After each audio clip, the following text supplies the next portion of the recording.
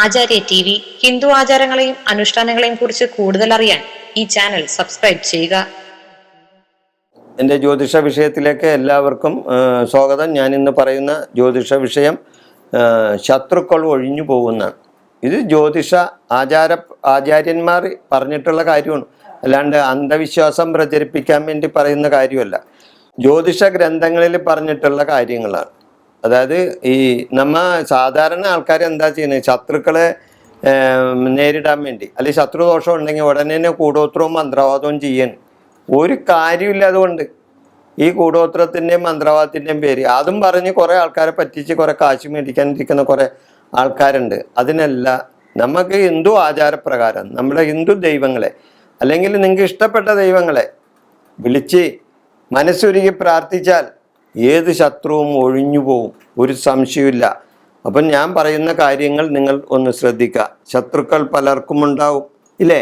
ശത്രുക്കൾ പലർക്കും ഉണ്ടാവും. ശത്രുക്കളില്ലാത്ത വളരെ ഏത് രംഗത്തും നോക്കിയാലും ശത്രുക്കൾ ഉണ്ടാവും. ഏത് തൊഴിൽ രംഗത്തും ശത്രുക്കൾ ഉണ്ടാകും. സഹോദരങ്ങൾ തമ്മിൽ ശത്രുക്കൾ ഉണ്ടാവും, ഇല്ലേ? സുഹൃത്തുക്കൾ തമ്മിൽ ശത്രുക്കൾ ഉണ്ടാവും. ഒരു കുടുംബത്തിൽ തന്നെ ഒരു കുടുംബാംഗങ്ങൾ തമ്മിൽ തന്നെ ശത്രുത ഉണ്ടാവും, ഇല്ലേ? സ്വന്തം കുടുംബത്തിൽ തന്നെ ഉണ്ടാവും. ഒരു കച്ചവട സ്ഥാപനമാണെങ്കിൽ ആ കച്ചവടത്തിന് തന്നെ ശത്രുക്കൾ ഉണ്ടാവും, ഇല്ലേ? സാമ്പത്തിക കാര്യങ്ങൾ കൈകാര്യം ചെയ്യുന്നവർക്ക് ശത്രുക്കൾ ഉണ്ടാവും.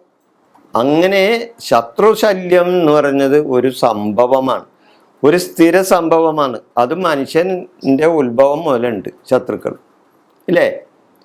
വലിയ വലിയ പുസ്തകങ്ങളൊക്കെ വായിച്ചാൽ അറിയാം ശത്രുദോഷങ്ങളും ശത്രുക്കളും, ഇല്ലേ? ഇപ്പോൾ പഞ്ചപാണ്ഡവന്മാരും കൗരവന്മാർ തമ്മിൽ ശത്രുക്കളായി അല്ലേ?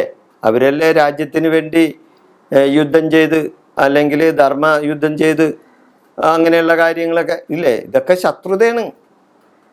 അപ്പോൾ അവർ സ്വന്തം ചേട്ടനീനിയന്മാർ മക്കളല്ലേ പഞ്ചപാണ്ഡവന്മാരും കൗരവന്മാരും, ഇല്ലേ? അവർ കുടുംബക്കാർ തമ്മിൽ ശത്രുത. അപ്പോൾ പിന്നെ പറഞ്ഞിട്ട് കാര്യമുണ്ടോ? ദൈവങ്ങൾ തമ്മിൽ ശത്രുതയുണ്ട് പിന്നെയാണ്. അപ്പോൾ അങ്ങനെ ഒത്തിരി ആൾക്കാർ ശത്രുത അനുഭവിക്കുന്നവരാണ്. അപ്പോൾ നമ്മളെ സംബന്ധിച്ച് ഈ ശത്രുദോഷമൊന്നും മാറിക്കിട്ടണം, ശത്രു ഒഴിഞ്ഞു പോകണം. അതിനെന്താ ചെയ്യേണ്ടത്? ഇങ്ങനെയുള്ളവർ ശത്രുക്കളെ ഇല്ലാതാക്കാൻ, ശത്രുത മാറാൻ എന്താ ചെയ്യണേ? ഭദ്രകാളി ക്ഷേത്രത്തിൽ കാളി സൂക്ത പുഷ്പാഞ്ജലി നടത്തണം.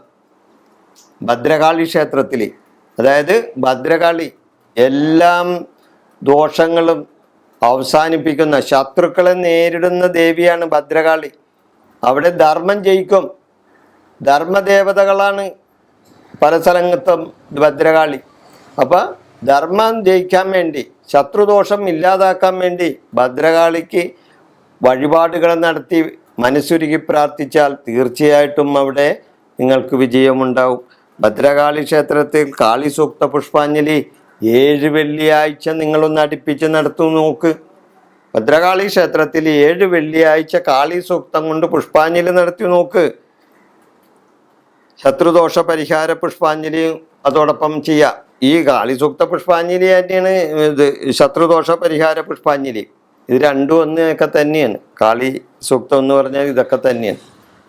അപ്പോൾ അതുകൊണ്ട് ഒരു വെള്ളിയാഴ്ച ഭദ്രകാളിക്ക് കടും പായസം കൊടുക്കണം, കടും പായസം നിവേദിക്കണം. കാരണം എന്താ? ദേവി പായസാന്റെ പ്രിയാണ്. പായസം ദേവിക്ക് ഇഷ്ടമാണ്. അത് കടും പായസം, ശർക്കര പായസം, അങ്ങനെ പല വിധത്തിലുള്ള പായസം ഉണ്ട്.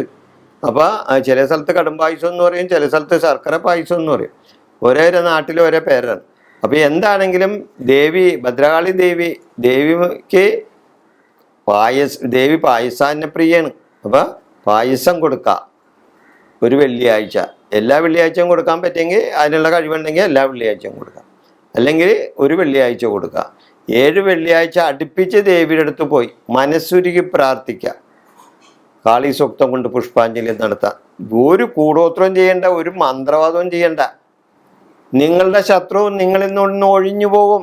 7 എണ്ണം ചെയ്ത് നോക്ക്, തീർച്ചയായിട്ടും നിങ്ങൾക്ക് അതിന് ഫലം ഉണ്ടാവും.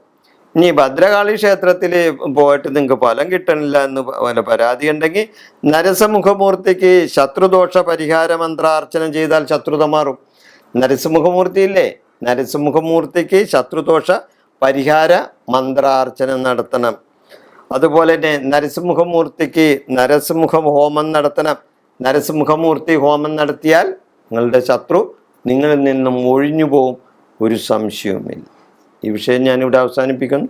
നന്ദി, നമസ്കാരം.